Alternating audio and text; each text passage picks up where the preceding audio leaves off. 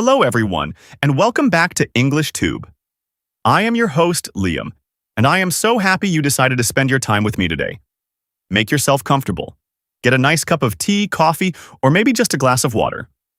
Today, we are going to have a long, relaxing, and honest chat. We are going to talk about something that every single person in the world experiences. We are talking about motivation. More importantly, we are going to talk about how to regain your motivation for studying or working when you feel completely empty. Sometimes, you wake up in the morning, you look at your books or your computer, and you just want to go back to sleep. You feel heavy, you feel tired, you feel like you cannot do it anymore. I want you to know right now that this feeling is completely normal. You are not lazy, you are not broken, and you are not a failure. You are simply human. Today, we will explore why this happens and how we can slowly bring that energy back into your life. We have a lot of time today, so we will take it step by step together. First, let us talk about what motivation actually is. Motivation is not a magic power. It is just a feeling. And like all feelings, it comes and goes. Think about happiness or sadness. You are not happy every second of the day, right? You're not sad every second either. Motivation is the same. It is like the weather. Sometimes it is sunny and you feel full of energy.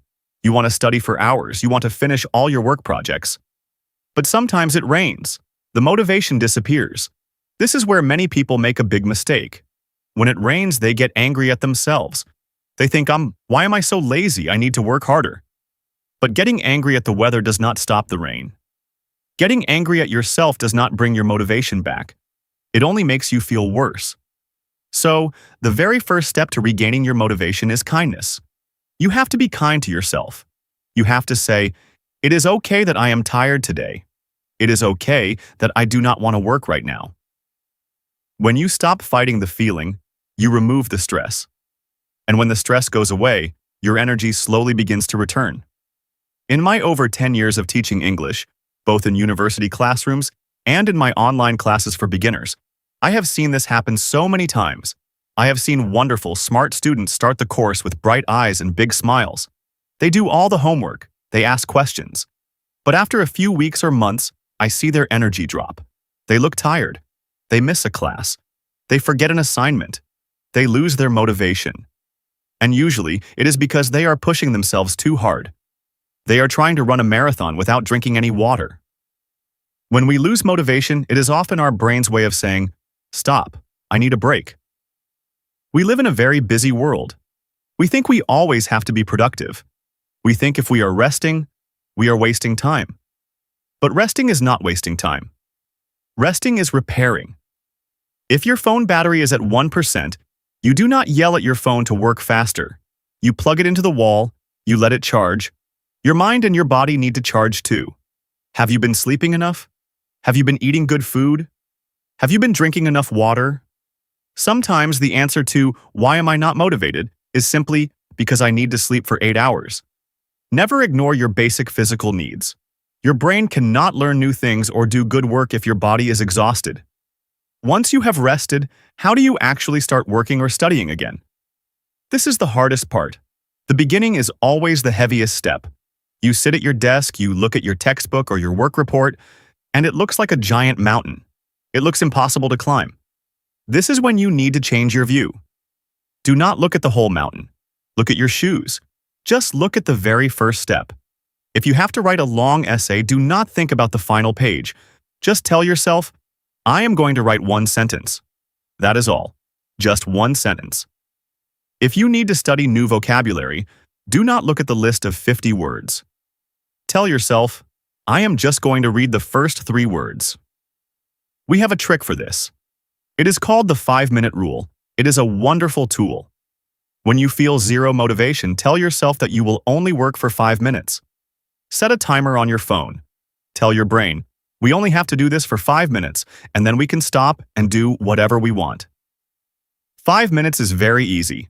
Anybody can work for 5 minutes. So you sit down and you start. But here's the secret. Once you start, once you get past that heavy first step, the work becomes easier. When the 5-minute timer rings, you usually realize that it is not as bad as you thought. You already have the book open. You are already holding the pen. Most of the time, you will just keep going. Starting is the real problem, not the work itself. Your environment also plays a massive role in how you feel. Take a look around you right now. Where do you usually study or work? Is your desk covered in old papers, dirty coffee cups, and random things? A messy space creates a messy mind. If your eyes see chaos, your brain feels chaos. One of the best ways to invite motivation back into your room is to clean your space. Take 10 minutes before you study to clear your desk. Keep only the things you need: your computer, your book, a notebook, a pen, and a glass of water. Make it look nice. Make it a place where you actually want to sit. And please, hide your phone. Our phones are the biggest enemies of motivation. They are designed to steal our attention. If your phone is on your desk, your brain will constantly think about it. You will want to check your messages or watch a quick video. Put your phone in another room, or put it inside a drawer where you cannot see it. Give yourself the gift of silence and focus. When you remove the distractions, you will be amazed at how much faster you can finish your work. Now, let us talk about your why. Why are you doing this? Why are you studying English? Why are you working at your job? Sometimes, when we are deep in the middle of hard work, we forget the reason we started. If you are learning English, maybe you want to travel the world, or get a better job to support your family, or talk to people from different countries. If you are working hard at your job, maybe you are trying to save money for a house, or you want to build a career that makes you proud. When the daily tasks feel boring, you have to remember the big dream. Write your why on a piece of paper. Stick it on your wall or put it as the background picture on your computer. When you feel tired and want to quit, look at that reason. Remind yourself that the hard work you are doing today is building the beautiful life you want tomorrow. It is like planting a tree. Digging the hole and watering the dirt is boring and hard. But you are not doing it because you love dirt. You are doing it because you want to enjoy the fruit and the shade of the tree in the future. Keep your eyes on the fruit. Another reason we lose motivation is perfectionism. We want everything to be perfect. We want to speak English without any mistakes. We want our work project to be the best project in the company. But perfection is an illusion. It does not exist. If you wait until you are perfect to feel good about yourself, you will wait forever. This fear of making mistakes actually stops us from doing anything at all. You might think, if I cannot do it perfectly, I will not do it at all. This is a dangerous way to think. As a teacher, I always tell my students, done is better than perfect. Making mistakes is how we learn. When a baby learns to walk, they fall down 100 times. Do they lose motivation and decide to just crawl forever? No. They stand up again. They learn balance by falling. Your mistakes are your teachers. When you sit down to study or work, give yourself permission to do a bad job. Tell yourself, I am just going to write a really bad first draft. Once the words are on the paper, you can fix them. You can improve them, but you cannot improve a blank piece of paper. Take the pressure off your shoulders. Just try your best for today and accept that your best changes from day to day. It is also incredibly important to celebrate your small wins. We usually only celebrate the big things like passing a final exam or getting a promotion at work. But those big things take a long time to happen. If you only feel happy once a year, you will definitely lose your motivation. You have to learn to celebrate the small steps. Did you study for 20 minutes today? That is a win. Celebrate it. Did you finish a difficult email that you were putting off? That is a win. Feel proud of yourself.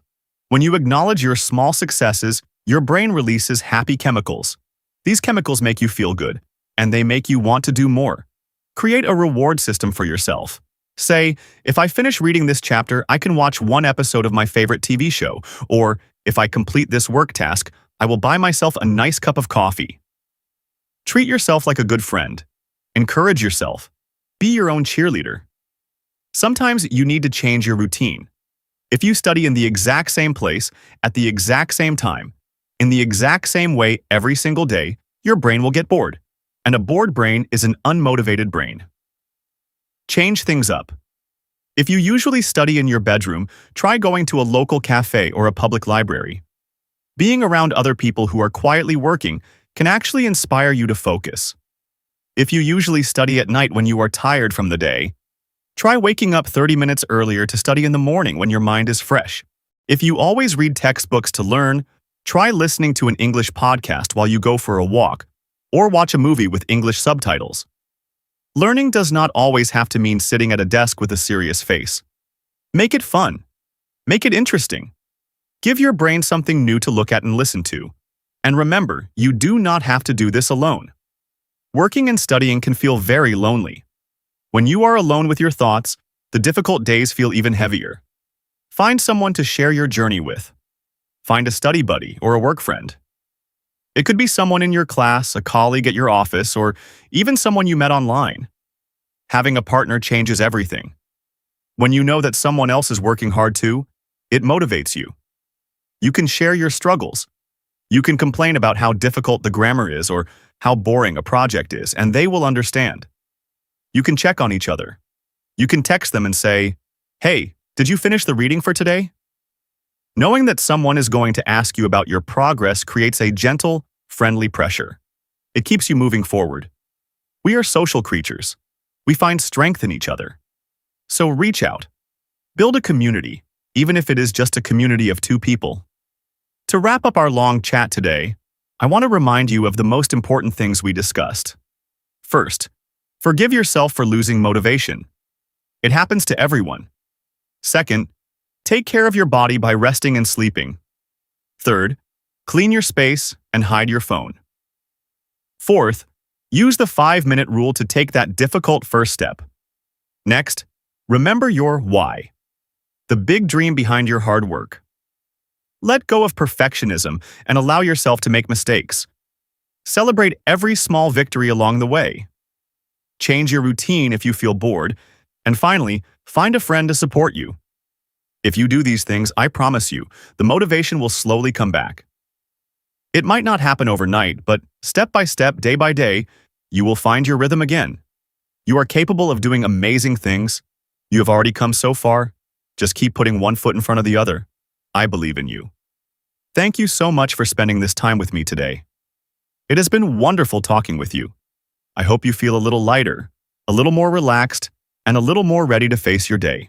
Keep learning, keep trying, and always keep moving forward. Oh, and before I let you go, remember, if at first you don't succeed, try doing it the way your teacher told you to do it in the beginning. Have a fantastic day, my friends, and I will see you in the next episode of English Tube.